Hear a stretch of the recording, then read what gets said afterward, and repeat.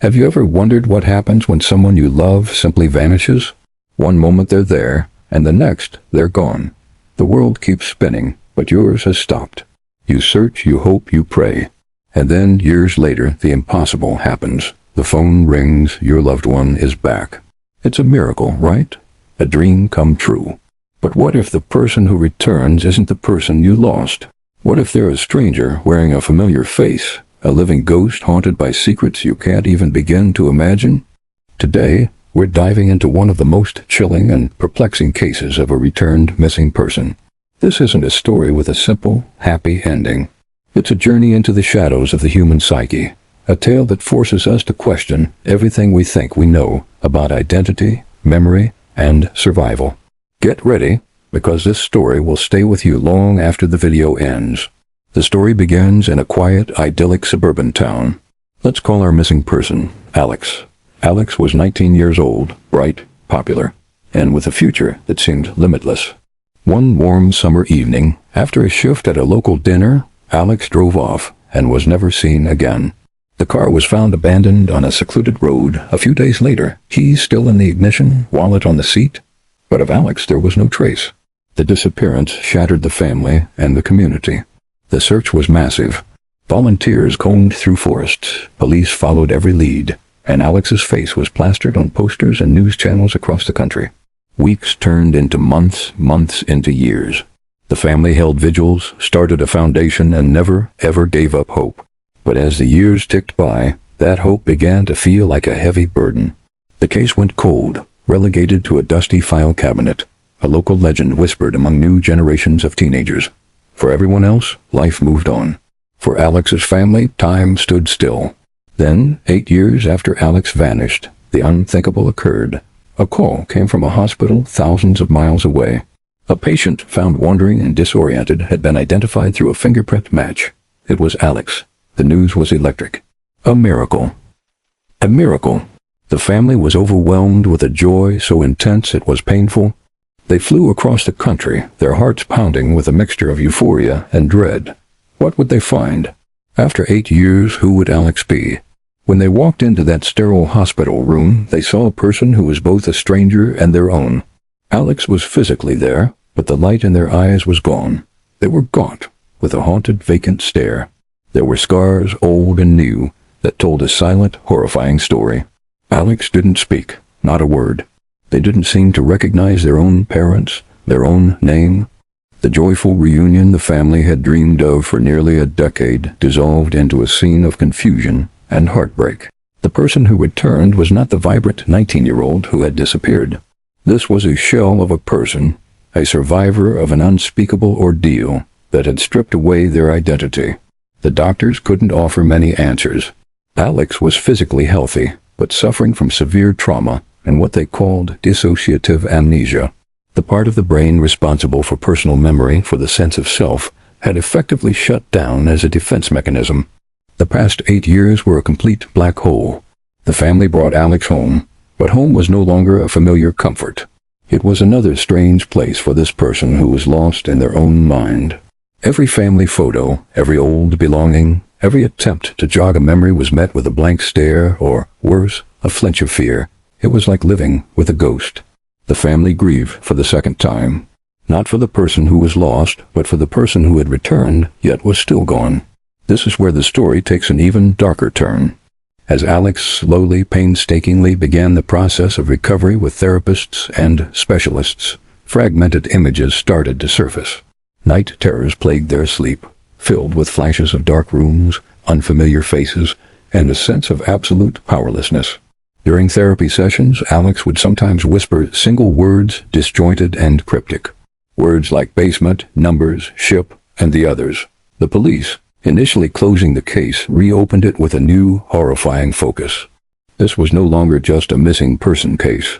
It was a potential abduction and long-term captivity investigation. The fragments from Alex's mind were like pieces of a terrifying puzzle, and investigators had to figure out how they fit together. The word ship led them to re-examine port records from around the time of the disappearance. Numbers made them wonder if Alex had been part of some organized, illicit operation. The therapy was grueling. Imagine trying to rebuild your entire life, your entire identity, from scratch. Alex had to be taught how to interact, how to feel safe, how to simply be. The family had to learn a new kind of patience, a new kind of love. They had to accept that the old Alex might never fully come back. They were now caring for a survivor, a person forged in a fire they couldn't comprehend. A breakthrough finally came from an unexpected source. An international law enforcement agency investigating human trafficking flagged a detail in Alex's case. The disjointed words, the type of trauma, the geographical mystery, it matched the profile of a small but brutal trafficking ring they had been tracking for years. A ring that was known for its psychological manipulation, essentially erasing the identities of its victims to ensure control. And this is where we get to that cryptic phrase, 300 back in America. Investigators began to suspect that Alex wasn't the only one. They believed this trafficking ring had been abducting young people from various countries, holding them for years, and then, for reasons unknown, had begun releasing some of them. They were like damaged goods being discarded. An anonymous source within the investigation leaked that they had identified patterns suggesting nearly 300 individuals, previously listed as missing, had reappeared in America over the last decade with similar unexplained gaps in their lives and profound psychological trauma. They weren't found in dramatic rescues. They were simply turning up one by one in hospitals, shelters, or wandering on the streets, just like Alex. They were the lucky ones who got out, but they were also the lost ones, disconnected from their own pasts. They were ghosts returning home. This revelation changed everything. Alex's personal horror story was suddenly part of a much larger, more sinister web. The investigators started a quiet, painstaking process of trying to connect these returned individuals. It was incredibly difficult. Many, like Alex, couldn't speak about their experiences. Others were too terrified. They were all living in the shadow of a trauma so deep it had redefined them. But slowly, by comparing the few fragmented memories they could gather, a picture began to emerge. A picture of a floating prison, a ship that never stayed in one port for long, where victims were given numbers instead of names. Alex's whispered words started to make sense. Basement likely referred to the cargo hold. Ship was their prison. The others were the hundreds of other victims, each with a family waiting, hoping for a miracle that, if it came, would be just as complicated and painful as Alex's. What does this mean for Alex now? The journey is far from over. Recovery from this kind of trauma is a lifelong process. There are good days where a flicker of the old Alex seems to shine through a sudden laugh at a joke, a brief moment of recognition. And there are bad days, filled with silent terror, and a retreat back into the show. The family has found a new normal, one built on unconditional love and the quiet strength it takes to help someone rebuild their soul from the ground up. The broader investigation is ongoing. The shadowy organization responsible remains at large, a testament to how sophisticated and hidden these networks can be. The story of the 300 is a chilling reminder that there are dark corners of the world that operate just outside our understanding. It's a horror story, not of monsters and ghosts in the traditional sense, but of the very real monsters that walk among us. Alex's case forces us to look beyond the joyful headlines of a missing person found. It shows us that the return is not the end of the story. It's the beginning of a new, incredibly difficult chapter. It's a story of survival, yes, but it's also a story about the deep scars that remain, and the haunting reality that sometimes, even when someone comes back, a part of them is lost forever. Thanks for watching. This was a heavy one, but it's a story that needed to be told.